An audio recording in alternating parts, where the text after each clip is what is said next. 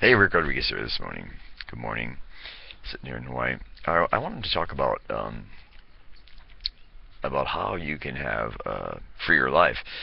One of the things that I learned a long time ago is that the mainstream mentality of society um, wasn't really the type of lifestyle or mentality that I wanted to cultivate in my life. So I really wanted to have a lot of freedom to do what I wanted to do and to work on myself, and so my family could have freedom. So the first thing that I was my goal as I got like over 40 years old, I had had enough of their crap. And in society, get a job, go to work, save your money, all that bullshit. I just had enough, okay?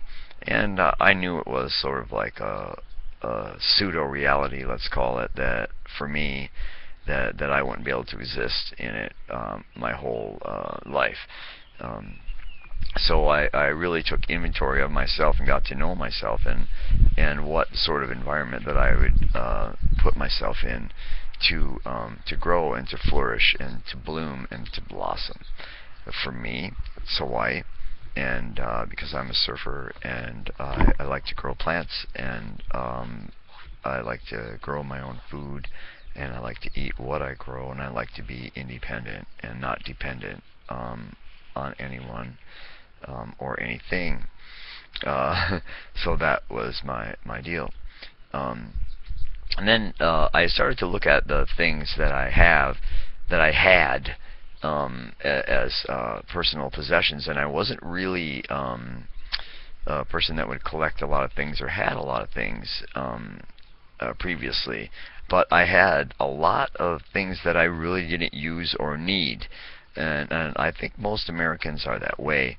And the reason I'm bringing this up is and talking about inventory and yourself and inventory and your personal things is because I'm taking this course, pay me what I'm worth, and we're right now we're inventorying our skills and our experiences, and I was thinking about when I look around at my life, that what would hold me back is material possessions. And you wouldn't think that would hold you back, but if you have a lot of material possessions, you have to have a place to store them. Number one, then you have to pay for the place that goes to store them, because I remember some people that I know, they had small homes or places that they lived, but they collected a lot of stuff, so they had to pay storage fees for all the stuff that they collected that they basically seldom used or seldom had anything to do with. They just paid storage on, and the storage itself never paid for itself. If you store something in there and it pays for itself every month, that's a different story. But if you're paying thousands of dollars a year to store things that you don't necessarily need or use because of sentimental value, that can hold an individual back. Okay, and when I look at like the American way that I was brought up, people like they collect things that are maybe down the line they think they're going to sell them, this, that, and the other thing, but basically they have houses full of things that they don't need, and usually many of the homes are too large, that they don't need that big of a home, and if they want that big of a home, and then they're a slave to the home, basically.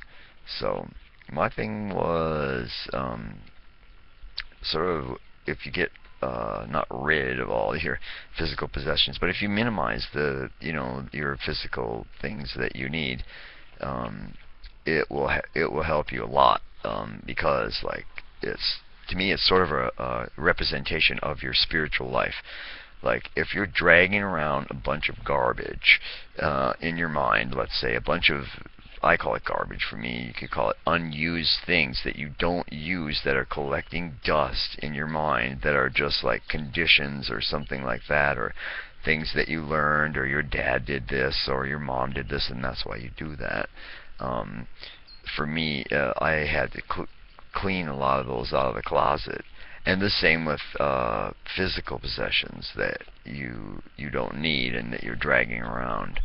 Um, I think that really helps people to let go and stuff like that.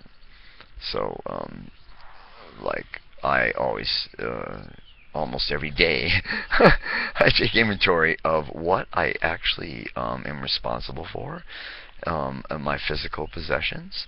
You know, my surfboards, my car, my, you know, when people would say, well, how come you need more than 2 surfboards? Well, when you become a surfer, I'll sit down and explain that to you, why a surfer needs more than 1 surfboard, because they can't surf on one. One can surf on one at a time, right? But we'll talk about that. But equipment, all of us need certain equipment to exist. Like I have tools to fix cars, I have plumbing to fix the plumbing, I have electrical tools to fix the electrical tools. Now these are tools that I don't necessarily use all the time, but when I need them, I need them. My friend and I built our own home here, and we do basically we depend on ourselves, you know, as much as possible to fix our homes, to maintain our homes, and to be responsible for the structure in the area around the home. So it takes a lot of time, and it's a lot of responsibility, but it allows you a certain amount of freedom. So I hope you enjoyed this video and maybe got something out of it. I hope. And we'll see you at the beach.